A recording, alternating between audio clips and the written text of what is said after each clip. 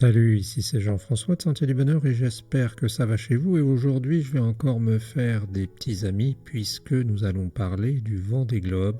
Et tu as bien vu la petite miniature qui disait Vendée Globe, des héros en carton.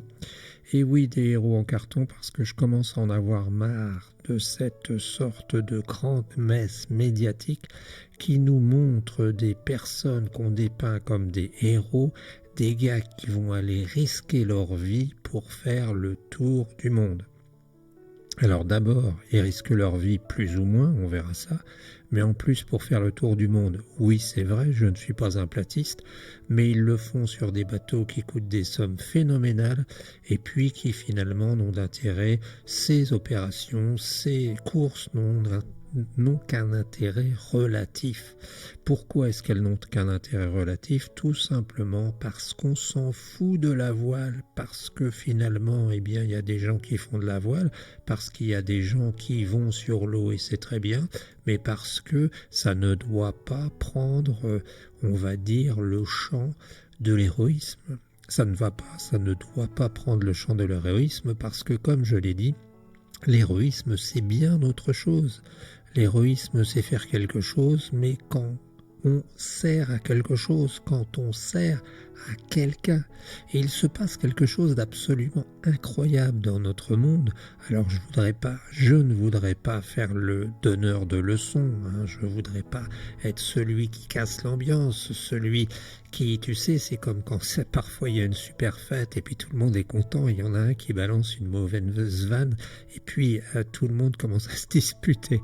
Je ne voudrais pas être le fou la merde, mais il faut reconnaître quand même que on instrumentalise plus ou moins la voile. Hein. On est quand même dans un pays, et ça faut le reconnaître, et je dis pas que je fais mieux que les autres, où il y a des gens qui cherchent à traverser la Manche avec des zodiacs, avec des embarcations de fortune, et qui meurent d'hypothermie, de noyade, de tout ce que tu veux, et ça, on n'en a rien à foutre. Ça, on n'en a rien à carrer. Toi, moi, on n'en a rien à carrer. Il faut le reconnaître, il faut être clair. Alors bien entendu, de temps en temps, on va verser notre larme de crocodile, on va aller dire « Oui, de toute façon, ces types-là, ces gens-là, ces pauvres personnes, hein, entre la poire et le café ou je sais pas quoi, on va aller dire « Ces pauvres personnes, elles sont malheureuses, oui, on donnera à machin, aux associations. » À côté de ça, il y a 2 millions de personnes, ou je ne sais pas combien, c'est en millions maintenant, qui se déplacent là-bas pour aller voir l'arrivée ou le départ du Vendée Globe. Moi, je trouve que c'est complètement taré. Complètement taré. Alors oui, bien sûr, un bateau, c'est beau, hein, tu vas voir, tu regardes les images que je mets, là, les images qui apparaissent quand je parle. C'est beau, un bateau, c'est magnifique, un bateau. J'ai possédé moi ma voilier, un petit voilier radiocommandé, hein, pas un voilier, c'est magnifique. Oui, c'est une aventure formidable. Ce que je critique, c'est d'appeler ces gens des héros. C'est d'appeler ces gens d'avoir l'impression que ces gens-là font des trucs incroyables. Et ces gens-là ne font pas des trucs incroyables. Ces gens-là font des trucs qu'ils ont envie. Ces gens-là, d'ailleurs, sont dans un univers contrôlé. Alors bien entendu, s'il y en a un qui se fait une fracture ouverte et qui se retrouve je sais pas où perdu, on aura du mal à le rechercher, il risque peut-être plus ou moins sa vie, je dis bien plus ou moins sa vie. Seulement tu t'aperçois que les statistiques ne trompent pas. En France, je crois qu'il y a 700 personnes qui meurent d'accidents du travail. Et j'avais fait le ratio, je te mets une ou deux vidéos de la chaîne, j'avais fait le ratio par exemple avec les pompiers. Et on s'aperçoit qu'il est plus dangereux d'aller travailler aujourd'hui en France statistiquement. Hein. Tu peux reprendre les statistiques sur les 10 000 personnes, je ne sais plus combien, 10 millions qui travaillent. Tu reprends les statistiques, le nombre de morts, tu reprends les statistiques avec les pompiers. Pareil pour l'histoire de l'héroïsation, pas l'érotisation, ça c'est un autre problème, un autre sujet, mais l'héroïsation des sapeurs-pompiers de Paris.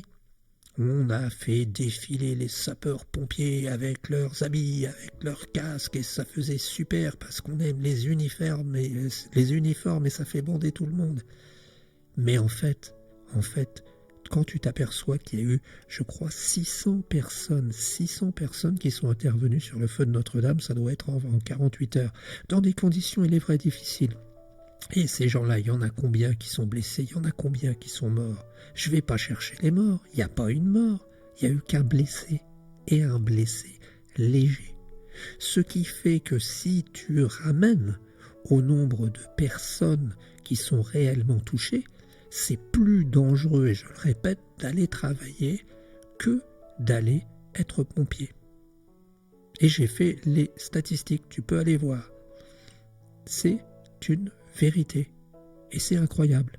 Mais nous vivons dans un monde où nous sommes un monde de l'émotion, nous ne sommes pas un monde de la réflexion, nous ne sommes pas un monde des données, nous sommes un monde de l'émotion, un monde où on nous a expliqué chaque soir, je ne sais pas si tu te rappelles l'époque où on nous donnait le nombre de morts du Covid avec des statistiques qui étaient complètement faussées, je dis bien faussées. Et d'ailleurs, actuellement, sont en train de se constituer des groupes pour juger les gens qui ont fait ça. Ce que je veux simplement dire par là, c'est que le héros, pour moi, ça n'est pas simplement la personne qui va aller faire un acte dangereux. C'est la personne qui va le faire pour sauver quelqu'un, pour aider son prochain. Sinon, ça s'appelle du sport. Ces mecs-là sont partis faire du sport très cher, à un coût prohibitif, pour leur plaisir, pour leur fun, sans aucune conséquence sur, on va dire, le bien-être commun. Ah oui, bien sûr, on nous dira, ils nous font du bien. Bah oui, dans ce cas-là, ils nous font du bien, mais c'est pas de l'héroïsme. Et puis, alors, allons voir les statistiques. Je vais lire les statistiques avec toi.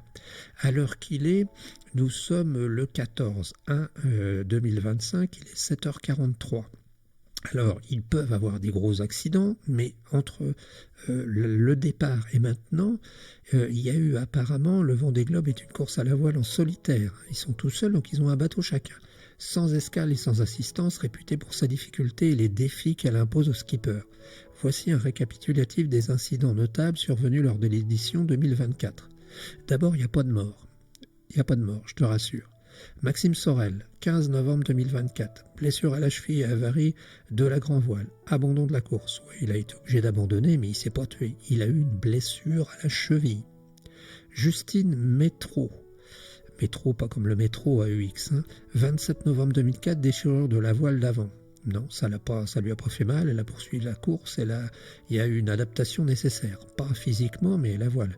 Romain Attanasio, alors excuse-moi si je prononce mal, 2 décembre 2024. Il a fait une collision avec un objet flottant non identifié, il a entraîné une blessure à l'œil. Alors je me suis inquiété parce que je me suis dit, zut, l'œil, merde. Je suis allé voir et j'ai regardé, tu peux aller voir, c'est sur CNews. Et en fait, il s'est fait une blessure à l'arcade sourcilière, ce qui est différent. Hein, il a dû taper dans un truc, ça a fait par effet d'inertie, paf, il a dû taper dans un truc. Bon, ça va. Hein. Sébastien Simon, 8 décembre 2024, bris du foil tribord, poursuite de la course avec performance réduite, le pauvre. Damien Séguin, 14 décembre 2024, avarie entraînant une voie d'eau et blessure au cou, à l'oreille et au genou. J'ai regardé, ça avait l'air d'aller. À l'oreille, l'oreille interne, non, c'est l'oreille superficielle, le cou un petit peu et au genou. Faudrait voir, mais ça avait pas l'air malin. C'était sur RMC Sport. Et Pipe Art, 16 décembre 2024, dématage à environ 800 000 nautiques au sud de l'Australie, abandon de la course. Voilà. Donc ça veut dire quoi? Ça veut dire qu'il y a, je regarde combien il y a donc combien de participants. Parce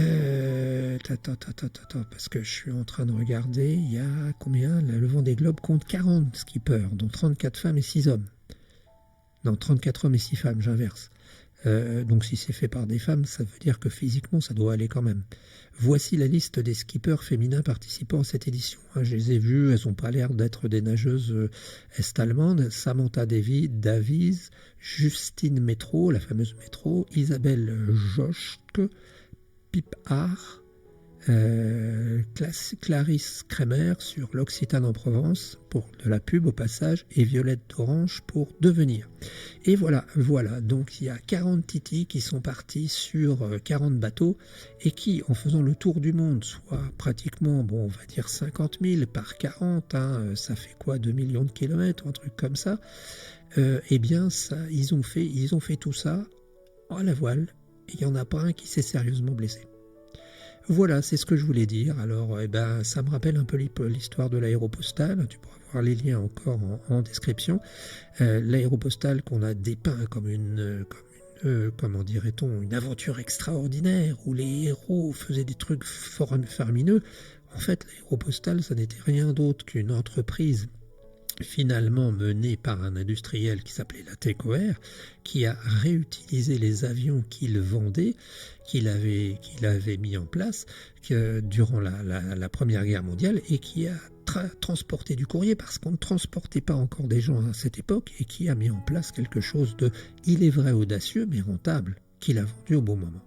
Voilà, je ne suis pas certain que tu partageras mes propos, je suis certain en revanche que j'aurai pas mal de monde qui commentera.